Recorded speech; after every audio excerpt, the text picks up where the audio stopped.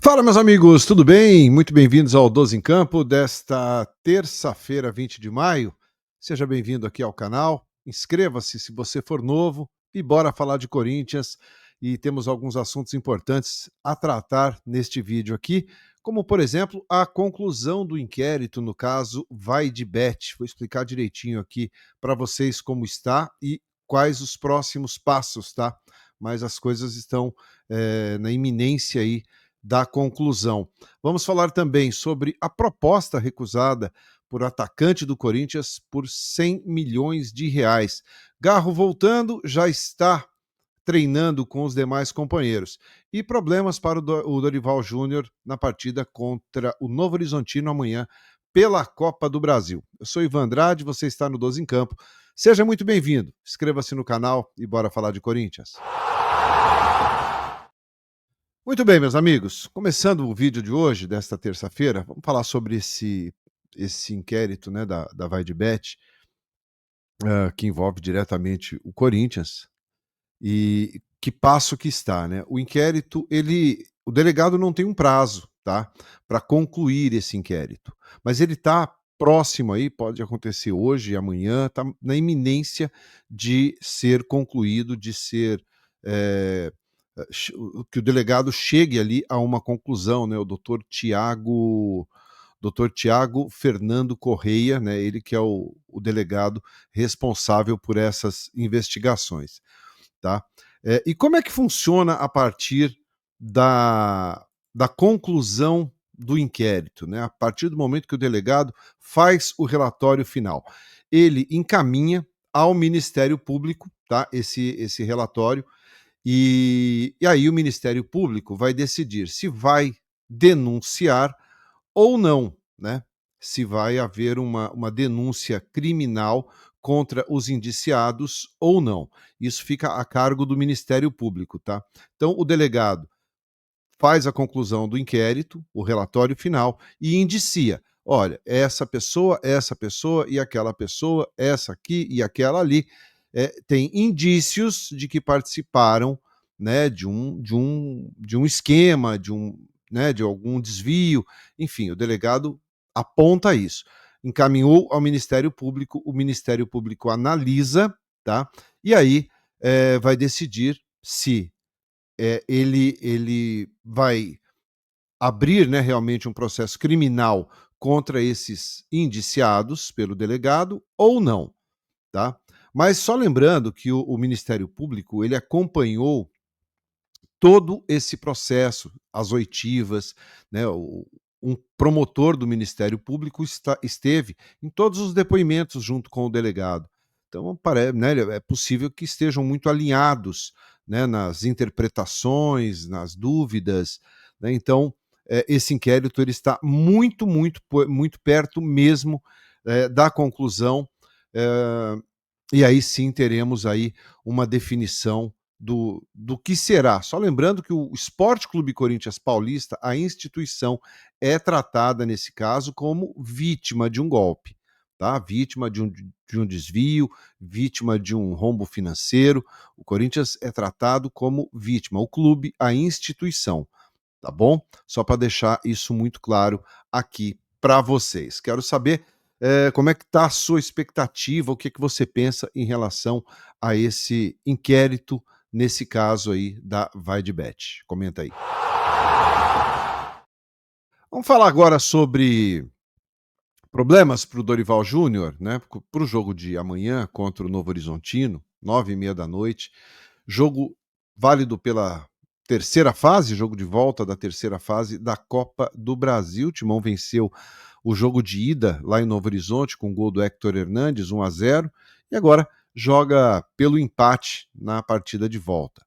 Jogando em casa, diante do torcedor, mesmo oscilando, mesmo o Corinthians ainda tendo algumas dificuldades, a tendência é que o Corinthians se classifique. Para esse jogo, a preparação está sendo encerrada na manhã desta terça-feira. O Dorival Júnior deve ainda ter problemas, né? O Memphis a gente pode praticamente cravar que está fora do jogo. O Mateuzinho, ainda não se tem a informação sobre a situação do edema que ele sofreu na coxa, se ele vai ter condições ou não. É provável que não, mas existe, né, todo o processo de recuperação de um atleta. Então, o Mateuzinho é uma grande dúvida aí para o técnico Dorival Júnior, tá? E aí, claro, a dúvida na direita, se não der o Mateuzinho, ele mantém o Félix Torres como lateral direito? O Torres foi bem, né, contra o Santos, não comprometeu, fez o dele, improvisado. Ou coloca o Léo Maná, né? Talvez seja a principal dúvida do Dorival Júnior para essa partida. Só lembrando que o Garro já iniciou a transição, treinou ontem com os companheiros em campo, fez todo o processo de aquecimento, depois fez um trabalho ainda, a primeira parte do treino, com os jogadores já em campo, então é reta final, o Garro apenas recondicionando, né? O Garro apenas voltando à sua condição física, já são 2 meses parado, para poder ficar à disposição. Data prevista para jogar dia 1º de junho contra o Vitória, lá na Neoquímica Arena, jogo válido pela 11ª rodada do Campeonato Brasileiro.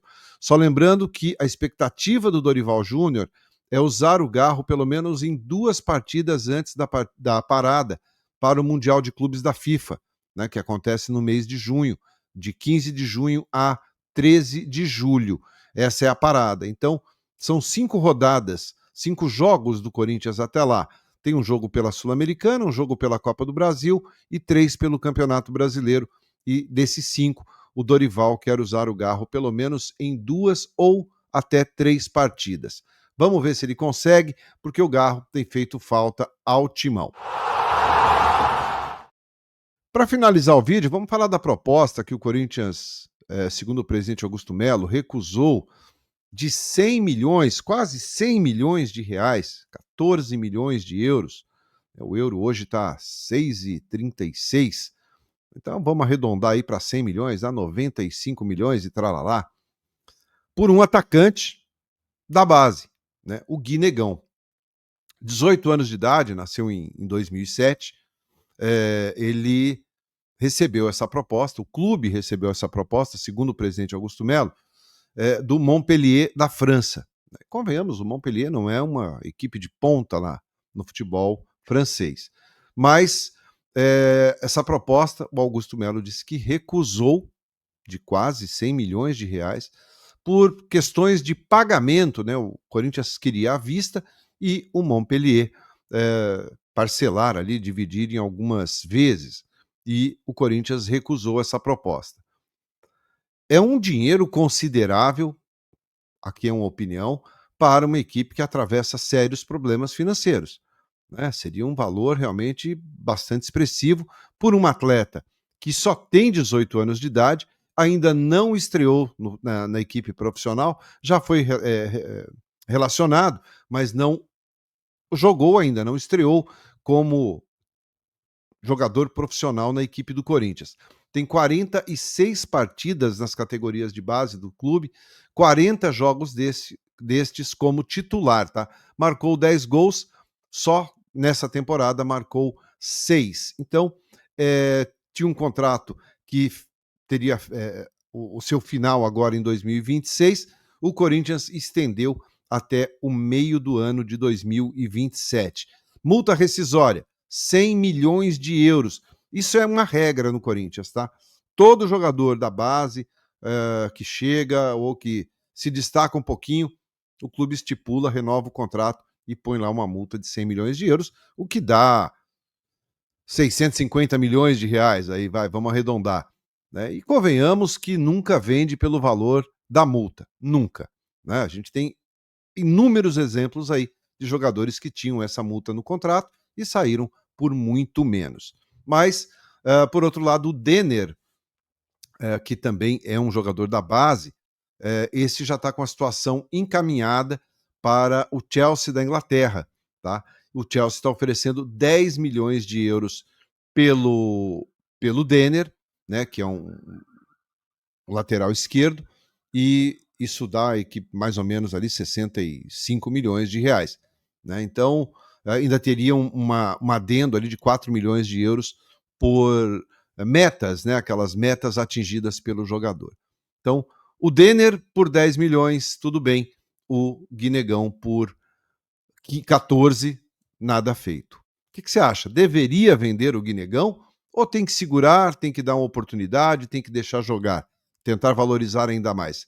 Quero saber a sua opinião, comenta aí e eu volto mais tarde com mais informações do Timão nesta terça-feira para você. Deixa o like se você gostou do conteúdo, é muito importante sua presença aqui. Se inscreva no canal e a gente se vê mais tarde. Um abraço, tchau.